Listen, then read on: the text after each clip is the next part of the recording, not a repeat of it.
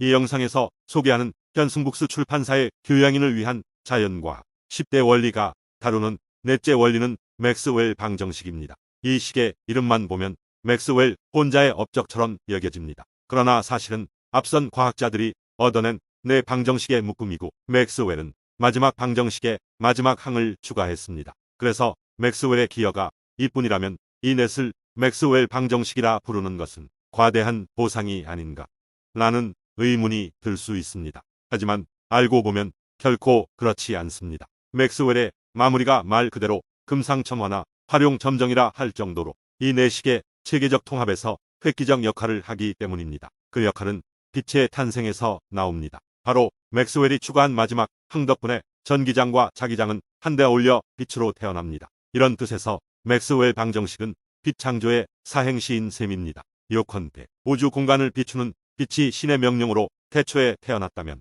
인류의 지적 시공을 비추는 빛은 맥스웰이 이 시를 완성한 순간에 태어났다고 하겠습니다. 이렇게 태어난 빛은 오직 내적인 상호 유도작용, 곧 전기장과 자기장의 상호작용만으로 광막한 진공의 우주 공간을 무한히 여행합니다. 빛의 이 작용은 참으로 독보적이고도 중요합니다. 빛은 정식으로 전자기파의 일종입니다. 곧 물결, 소리, 지진 등과 같은 파동입니다. 그런데 물결은 물, 소리는 공기, 지진은 땅이라는 매질이 있어야 생겨나고 매질이 있는 곳까지만 전달됩니다. 그러나 빛은 매질을 필요로 하지 않으며 자신을 이루는 두 성분인 전기장과 자기장이 서로 상대를 이끌어내는 상호작용만으로 퍼져나갑니다. 그러기에 아무 매질도 없는 별들 사이의 공간을 외로이 서로 돕는 두 친구처럼 끝없는 동반 여행을 할 수 있습니다. 실로 우리가 우주 공간에 대해 얻는 정보의 대부분은 빛에 의한 것입니다. 빛이 없다면 간간히 떨어지는 운석 등에 의해 외부 존재를 추측할 수 있을 뿐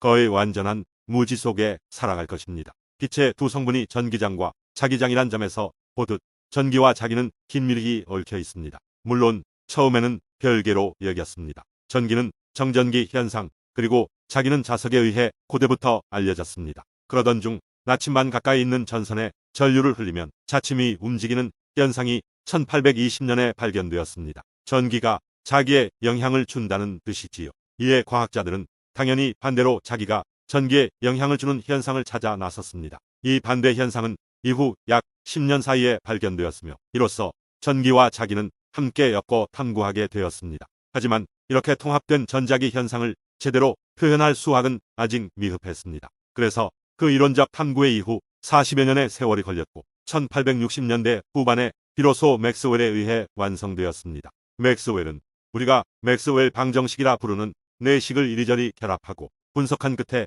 빛의 이론적 유도라는 희대의 탁월한 업적을 이룩했습니다. 그는 이때 이 네 식으로부터 아직 정체를 모르는 어떤 파동이 도출됨을 발견했습니다. 그리고 그 식에 있는 두 개의 상수에 이미 알려져 있던 값을 대입하여 계산해 보았습니다. 그랬더니 그 결과는 역시 이미 다른 방법으로 알려져 있던 빛의 속도와 일치했습니다. 광속을 측정이 아닌 이론으로 얻어낸 것입니다.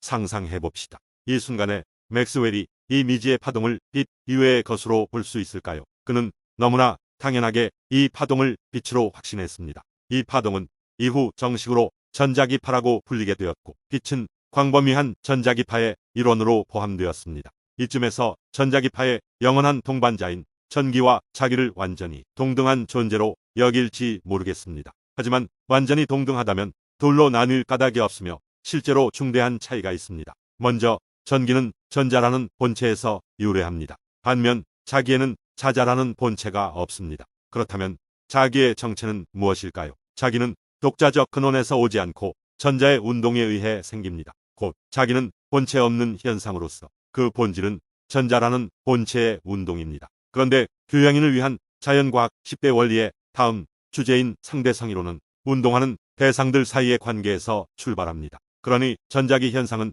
태생적으로 이미 상대론적 현상입니다. 실제로 맥스웰 방정식은 전자기학과 상대성이론을 잇는 가교로서 역사적으로나 이론적으로나 지대한 기여를 했습니다. 따라서 맥스웰 방정식에 이어 상대성이론을 살펴보는 것은 지극히 자연스러운 순서라고 하겠습니다. 구독과 좋아요를 눌러주시기 바라고 시청해 주신 데 감사드리며 이번 영상을 마칩니다.